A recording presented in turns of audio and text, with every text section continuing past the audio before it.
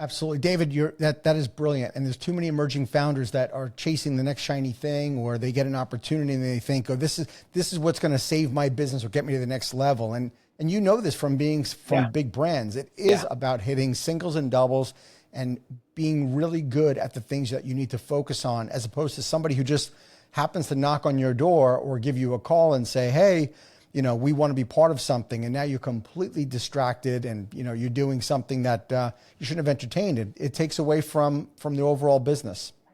Very well put, Frank. Yeah, that's exactly the lesson here. And if I can always share some of the failures we had with anybody considering becoming a franchisor or maybe becoming a franchisee of another concept, we all have them, right? I don't think there's a single brand who doesn't have these stories of maybe that tombstone that never happened is actually the best thing that could happen to you, right? Absolutely. There's an old quote it's a baseball quote, but it's some of the best trades are the ones that you don't make.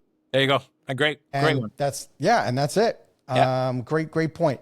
David, tell me about, when did you think maybe there was a pivotal moment in the business where you thought, we're really onto something big here? I think this is we've got something here. Yeah, look, I was very intrigued from the beginning with a concept, because unlike maybe other concepts that are thinking about franchise, the family, Danny and Donna, had done the work with opening multiple locations, right? So they didn't have this illusion that after the first location in Pinecrest, which actually is still to this day the highest performing store in the system, but they didn't have this illusion of saying, we're ready to franchise now after one store. They actually opened 5 stores. They waited, close to 7 years before they started selling franchises, and really 9 years before, the first one was sold, and 10 years before the first one opened. So I will tell you that I felt very confident even before we started opening up franchise stores that we had something here, because I had in my portfolio of company stores the bad location, right? The bad location with low rent, the amazing location with very high rent, the moderate location, but with great unit level economics and a great demographics and everything that you want. And so we had a little bit of everything, and the model was working in almost every case, which different focuses on the P&L, but kind of had an example to explain to everyone.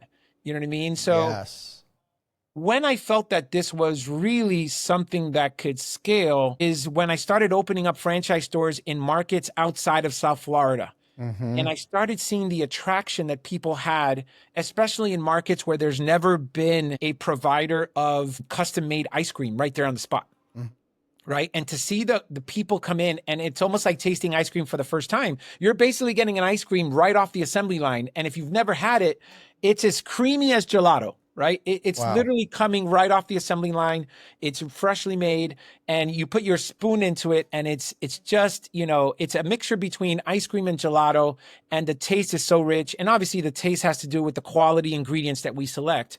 But yeah, I started seeing the reaction in other markets where people are clamoring for something of high quality.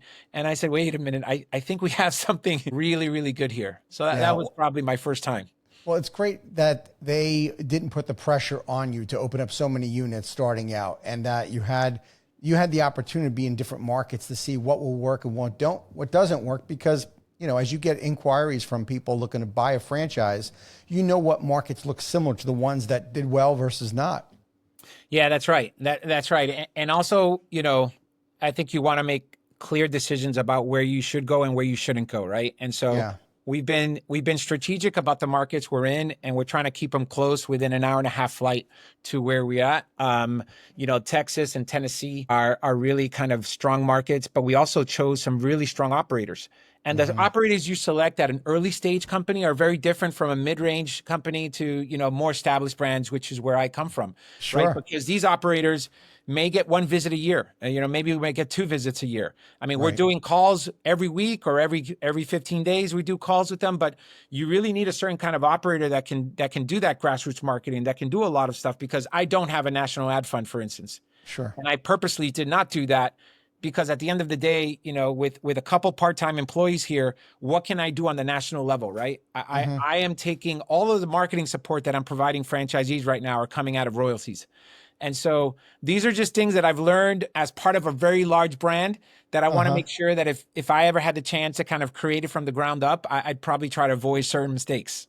Yeah, David, you're kind of the exception to the rule. I find when I talk to other founders that are bringing in leadership, they typically don't bring leadership in of somebody that's from a really, really well-established, mature brand like a Burger King or an Arby's to come to lead an emerging concept, because oftentimes that person can't relate to the founder, can't relate to the situations or problems that happen. Or in your case, you know, you don't have a brand fund here with Chill and Nitrogen. Right. Burger King and Arby's, of course, they can do massive amounts of marketing and advertising with those ad funds. So you even had to deal with a different type of franchisee who's not your typical franchisee in a much larger, mature concept, right?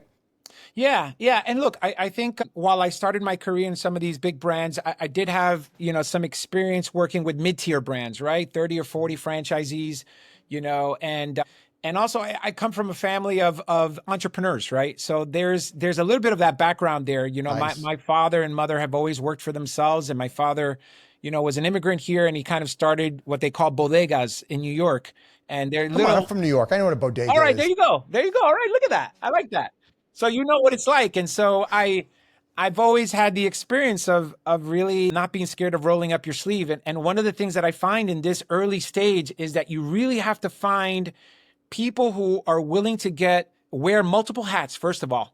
And Right. that becomes very hard when they're working for large multinational corporations where they're really focused on a silo, right? And so the ability for me to kind of, spend the full day with marketing, or go and sit with Danny and talk about technology with a vendor of ours or a software developer, or, supply chain issues that we currently been having because of all the tariffs. So getting willing to sit down and roll up your sleeves and do that is the sign of someone who's not afraid, right? Of getting in the weeds. And that tends to be a little bit harder for people who've been accustomed to more of the higher multinational scenario. Sure. Let's talk a little bit more about the ideal franchisee, David. What type of person do you think thrives in your system? Yeah, so I would say, getting back to what I just described, the type of executive that would thrive in this role, which is someone not afraid of rolling up their sleeve, is exactly the kind of franchisee I want, right?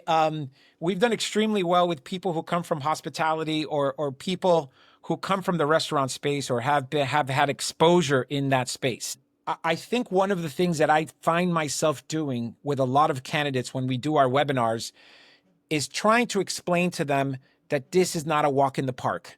This is an ice cream brand, but at the end of the day, it is counting pennies. You got to make sure you're on top of your labor. You got to make sure you're on top of your COGS. You got to make sure you're on top of your P&L, and how we can support you doing all of those things. So I want a person who can pay attention to the details, but can also be a very motivating factor to their employees.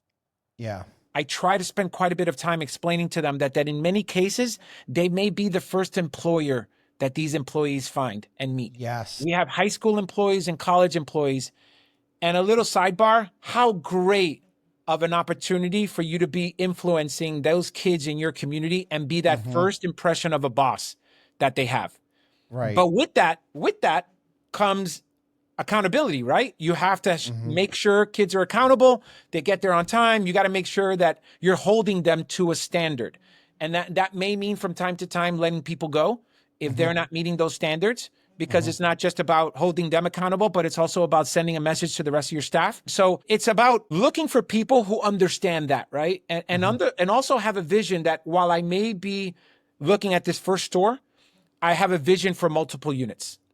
Because I have to say, Frank, and you tell me if you've seen it this way, but franchising, unlike maybe 20 plus years ago when I got into it, it's really not a one unit business anymore. It's not. The days of the mom and pop they're over. It's not. And while you may be a mom and pop and saying, I want to get into this franchise concept, the fact of the matter is that you really have to have a vision of getting into and potentially developing multiple units. Right. And that's really when you have a company, right? Like when you have one store, what you've really paid for is a guaranteed employment. Yeah, you bought yourself a job. You're absolutely, as an operator. Thank you for tuning into the Emerging Franchise Brands podcast. For additional insights, guest applications, and to stay connected, visit us at efbpodcast.com. The Emerging Franchise Brands podcast is for entertainment purposes only, and the views expressed do not necessarily represent those of Emerging Franchise Brands, its host Frank Fumey, or Emerging Franchise Group, LLC. Any discussed franchise or investment opportunity requires thorough investigation, obtaining proper disclosure documents, and expert consultation before making any investment decisions. The podcast and its host do not offer professional advice or endorsements, and they hold no responsibility for actions, representations, accuracy, or consequential damages related to the podcast content.